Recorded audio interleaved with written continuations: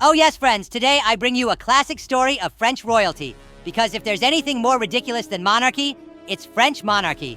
So, back in the time of Louis XIV, the most self-centered king of all time, there was a very, very, very special prisoner. A guy who spent 34 years locked up with a freaking iron mask on his face. Can you imagine? 34 years without being able to scratch your nose. Nobody knew who this guy was because the guards were forbidden to talk about him. Was he the king's twin brother? Was he his father? Or was he just a guy with such an ugly face that Louis XIV said, "This guy ruins my aesthetics. Put a mask on him." Imagine being in a dirty prison for 34 years, with rats as roommates, and with a mask that prevents you from even eating properly. How did this guy brush his teeth? How did they scratch his head?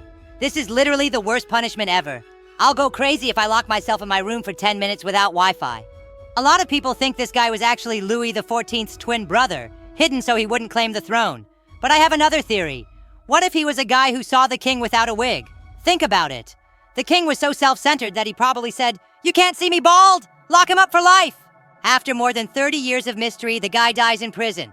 And here comes the weird part. The guards burned all his belongings and didn't even say where he was buried.